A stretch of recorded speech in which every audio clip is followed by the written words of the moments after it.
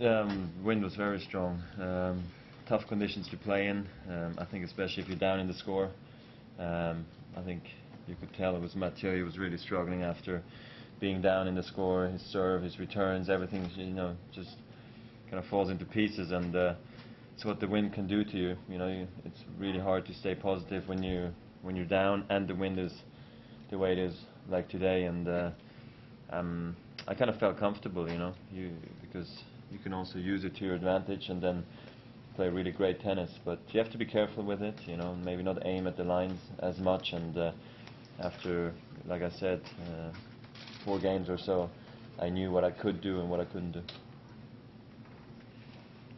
How would you compare your quest to win the French Open and complete a career slam with Rafa's pursuit of the US Open and a career slam? Well, I guess it's somewhat similar. I won the other 3 Grand Slams rather quickly as well, like what he did as well. So there's a bit of similarity to that. Yeah, I mean, the only difference so far is that I lost, 2 finals before, plus the semis before, whereas he's never been in a finals here. But there's a few similarities, I would think, yeah. Roger, last night Rafa said that in his mind you're the best player in history. If he is able to complete the career slam, and given his head-to-head with you and how young he is, what are your thoughts on his chances to eventually be the best player in history? Yeah, I mean, clearly he has a chance because he's young enough. He has already so many, let's say, alone French Open titles to his name. Just alone at his age is an amazing accomplishment. Plus he has some incredible clay court records that are going to be very hard to beat. Then again, obviously, I guess he would need to win the US Open and to put himself there. But he's won the Olympics. He's done some amazing things, so he'll have a shot at it, I'm sure. How much better a player are you, Roger, would you say, because Rafa has been such a tough rival for you? And secondly, what are the 2 or 3 things specifically you've worked in your game to try and deal with Rafa? It's hard to pinpoint exactly what it is that makes you a better player. I just think you maybe your work ethic, maybe you're more professional, try out different things, mindset, those kind of things to me stand out in a particular shot, that I had to work on to beat Rafa or play against him. Or the thing is, you can't just start working on your game just to play Rafa, because we were number 1 and number 2 for so long, and we are again. So we only play each other in the final, and to get there we have to beat 4 or 5 or 6 other guys to get there, and they play nothing like Rafa or like me, I think, for him as well. So that's why it's the wrong approach as well, just to focus purely on one player. That would be a big mistake. But he has made you a better player, you feel? What's that? But he has made you a significant... Yeah, I said that multiple times on him as well. Roger, what do you think separates players who are successful in 5th sets from those who aren't? I mean, the 5-set records obviously is always a bit of a tricky one, Depends on, I don't know, if let's say I go 5 sets today against in the first 2 rounds, obviously I have the experience and the fitness, and so I'll be such a huge favorite in a 5th set, but I don't go 5, so then I miss a chance to have maybe a better 5-set record. And early on in my career I went more often 5 sets, and it was 50-50, or I wasn't maybe the favorite to win in 5 just because of the experience, maybe lack of fitness, and pressure and all that. So it depends on how it kind of starts. I mean, I wouldn't think James Blake is a, how do you say, like a not a fit guy, but 4 and 13. Yeah, well, he lost his first 10 or 12. Then maybe it becomes mental at that point, obviously. But I don't think you can just put it down to fitness. It depends on who you played, where it was, and that's why that record, it's great if it's positive, but what I just liked about 5 sets, it gave me answers if I was fit enough or not, and if I had still some stuff to work on. For a very long time I hardly ever went 5 until the match where I lost against Saf in 9-7 in the 5th, and I had match point in the 4th. and I mean I played great, but it just kind of for me was good again to see can I last, you know, for that long, such a long period of time, because practice is not the same like a match. Roger, your love. Sorry, Roger, changing subject for a while. As you're a great fan of soccer, I would like to ask you about your thoughts about last World Cup, and specifically if you saw any game of Uruguay, and of course, have you ever met Diego Forlán? I think I've met him during the Madrid tournament, briefly, walking by.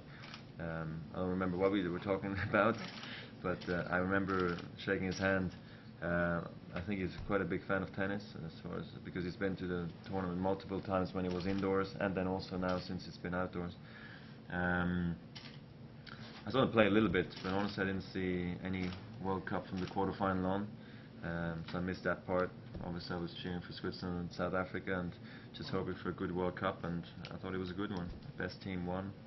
I think Spain played fantastic, so I still think it was a very successful World Cup for many teams. Roger, you might play Ferrero in the next round. I wonder how much do you think you influenced his career, in the sense that you guys are from the same generation, in a sense. He used to be #1, top 5, top 10 player in the world, and then he started losing lots of matches against you. He's not fighting for the big titles anymore. How much do you think you affected? How much I affected him? Yeah. I don't think that much. I don't play him the amount of times I played against Roddick or Rafa, or I mean, I think I don't know how many times I've played him, but I would think a guess is like maybe 10. But I don't think I played him 20. You know, and I never played him in a Grand Slam final, so I don't think you know, I had a big effect on him playing better or worse. Really, I think we actually pushed each other up. If we did anything, I always thought he was a wonderful player. I had some big matches against him in the past. Australian Open semi-final, I had to beat him to get in the world #1 the following Monday. Then I went on to win the Australian Open in '04 against Safin in the final, and I mean, he was the best player on clay for a while there, but it's hard to dominate the clay court season every single year, and so it was always obvious that if you're not going to win the majority of the clay court tournaments, and not the French Open, your ranking will slip maybe from 3 to 8, and then from 8 it can slip quickly into 15, you know. And I think that's kind of what happened with him, and I think he also had some injuries, but it's good to see him playing well again. Still get along well, we practice once in a while, and I'd love to play against him here, even though Meltzer is a good friend of me too, but I played him in Wimbledon, so we'll see. Roger, your level in those conditions, how successful could you be just hitting high, loopy, soft balls deep, and trying to find that way against an opponent, hoping the wind's going to blow it around so much it's difficult to hit? Yeah, that's the thing. I mean, if you just like play it softly into the court as well, it's kind of tricky then to measure the ball well and let the other guy dictate play, and you just go with the pace of the other guy. It's not so easy to create pace when it's so windy. So sometimes, you know, you try to just hit a slow ball in there, you know, and see what happens. It's uncomfortable for the opponent, but it's just not the way to go in men's tennis. Guys have too much power, and the thing is, like, once the other guy figures you out how you're playing, and if you're just really pushing the ball in play, it's so hard from playing like that to playing offensive again. It's almost like a thing of impossibility, you know. You have to hit the ball, otherwise it's not a good thing. Last two in English. Yeah, I wanted to ask you what you think of the new slimmer Mardy Fish. Still remains to be seen how he'll do here, but what do you think of his transformation? He said he feels like a completely different player now.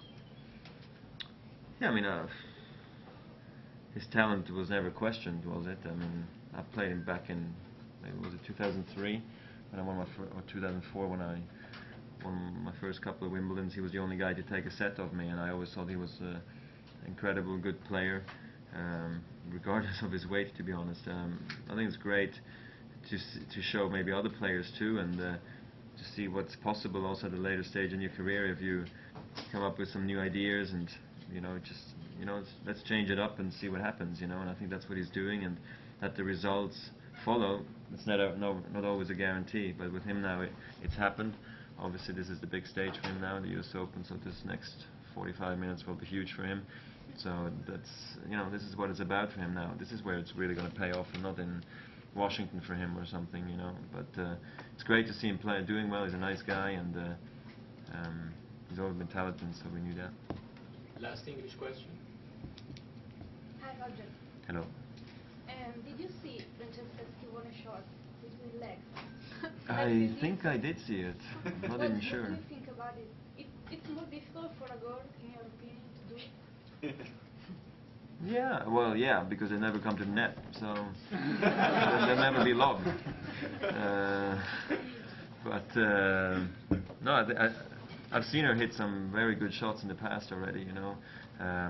She has a great ability to come up with some different kind of variation for a women's player, which is nice to see. And I think she played incredible at the French Open, and she is not scared of trying out a few things, and that's why I kind of like to watch her.